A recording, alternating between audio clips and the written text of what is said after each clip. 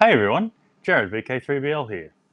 A few of my viewers and friends have spotted the IC-7100 on my desk and have sent me questions asking what I thought about it.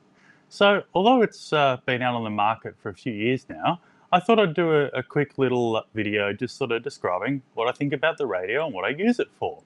The main reason I got the IC-7100 in the first place was because I wanted a radio for 2 meter and 70 centimeter SSB work. But and as much as I like big rigs, anyone who knows me knows I like a large desktop size radio like the 7610. I couldn't justify the cost of the Icom IC-9100 at the moment. They've shown us sneak peeks of the 9700 and I thought, well, I'd kind of rather wait for that. But that said, I didn't want to miss out on 2 and 70 centimeter SSB work. So I thought, well, I have to get something. And the IC-7100 really fitted the bill. It was quite well priced and it had a lovely little remote control head. And I'll try and bring this a bit closer to the camera. It's quite lovely and small that I could use. I could bring up close to my operating position when I wanted to use it, so it didn't have a small radio feel. But when I wasn't using it, I could push it away. So that feature alone really attracted me to the radio. Now, a lot of people sort of say, well, it's maybe not suited for car mounting, and I can understand where they're coming from on that, but it does actually have a little mounting screw there. So if you were to mount it in a car and use the mounting kit, you could actually have it quite well mounted and quite secure in your vehicle. Leave some comments if you have mounted this radio in the car and how you find it. I haven't, but I can imagine that it could be done quite well. So that's why I got the radio, and I've loved it ever since. One of the things, I actually suffer from a bit of lower back pain from time to time, and I like to lie down. And one of the things I love about this radio is that it uses, and I'm just going to turn it off briefly, and I'll unplug it. One, there's not many connectors, but two, I'll just hold this up to the camera for you. It uses standard 8P8C or RJ45, sometimes they're known as, jacks. Now they're the same jacks that computers use for Ethernet. And if you pay close attention to the one, I'm just checking here, yep, if you pay close attention to the one that connects to the base, it's actually shielded. So you can use, there's little risk of RF getting into the radio if you use a shielded cable.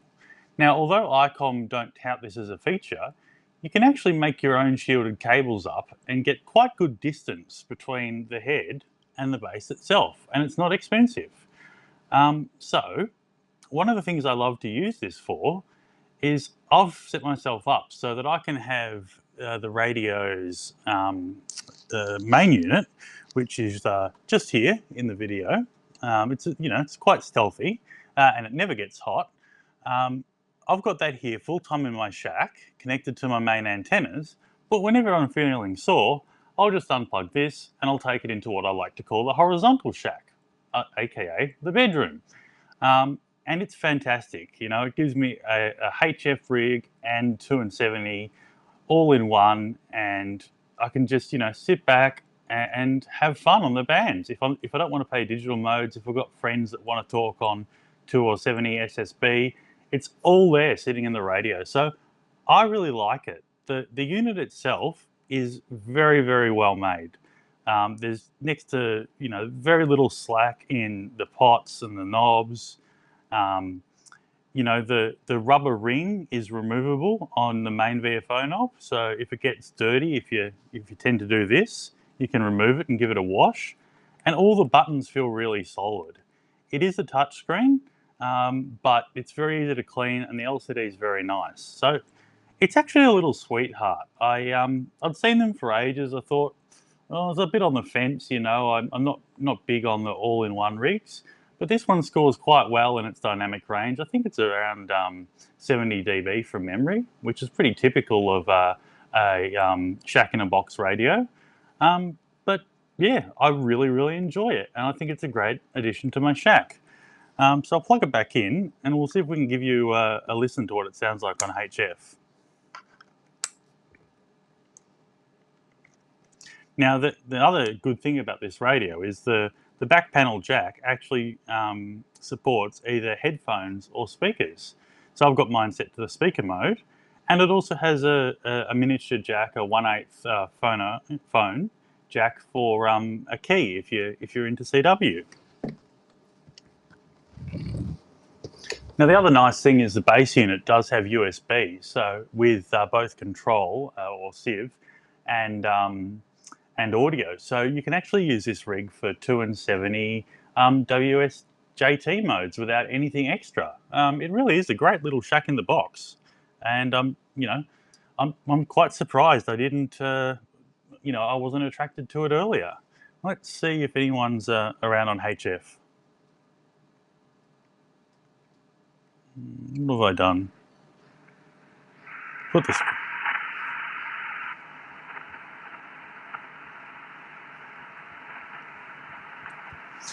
Of course, that is one thing I do miss over the IC-7300 or the IC-7610 is there's no waterfall for me to easily pounce on a station. But, you know, oh, here we go.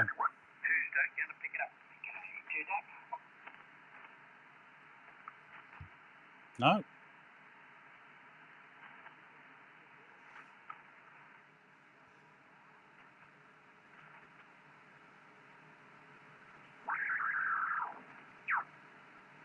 Or just my luck. There was quite a few stations a second ago.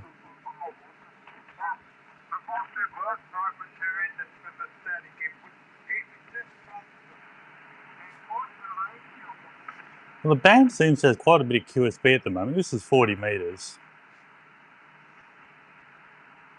And it's just my luck. A couple of seconds before I started recording this video, my friend Jim, VK2QA, was actually on frequency and very, very loud. And I thought, fantastic, but it's not to be.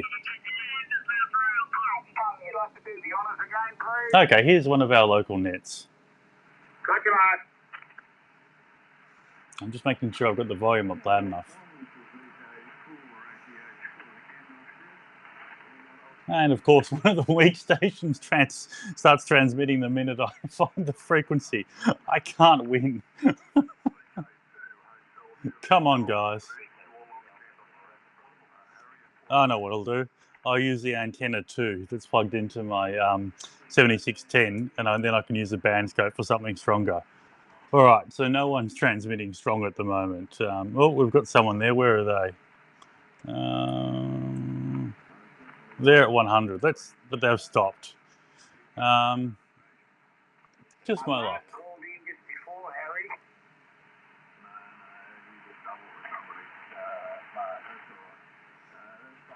No, there seems to be someone having no. Oh.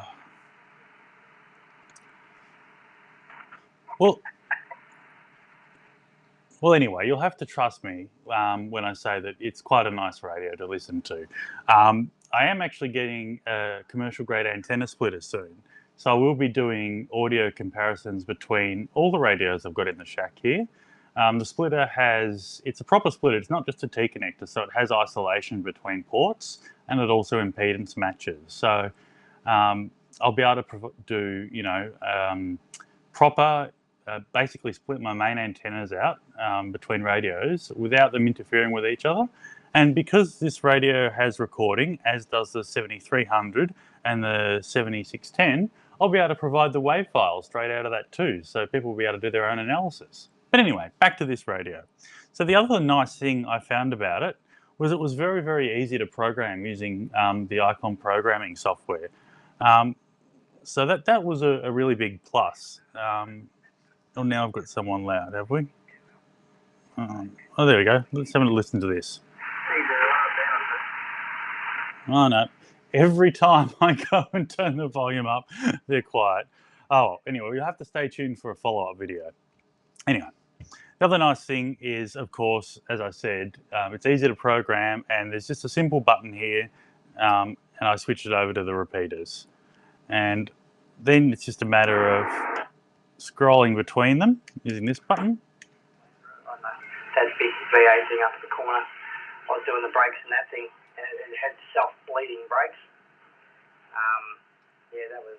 And there's someone on one of our 2-meter repeaters. So, yeah, as a 270 SSB radio, and and as a backup radio and a shack in the box, I really love it. And yeah, the two things I love most about it is the 270 and the fact that when my back's feeling sore, I can just go into the bedroom, lie down, and have a chat with my friends and not miss out on playing radio. And you don't have to have the head in the same room as the box for the USB to work. So that's another bonus. I can have the main box unit in here plugged into the shack computer, all set up with my digital modes, and just move the head between wherever I feel like. So yeah, that's my thoughts on the IC-7100. I think it's a great value shack in the box. I personally am more attracted to it than the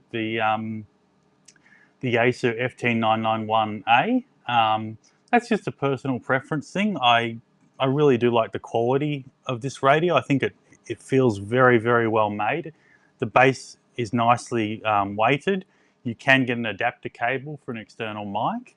And yeah, about the only downside is it doesn't do my favorite 270 digital mode, which if you have a look at some of the transceivers on my desk, is Yaesu's System Fusion. But you can't have everything in the radio, can you? So there you go. I hope that's an explanation as to why there's a 7100 sitting on my desk and why there probably will be for quite some time. Catch you all later. This is Jarrad, VK3 Bravo Lima, saying goodbye for now.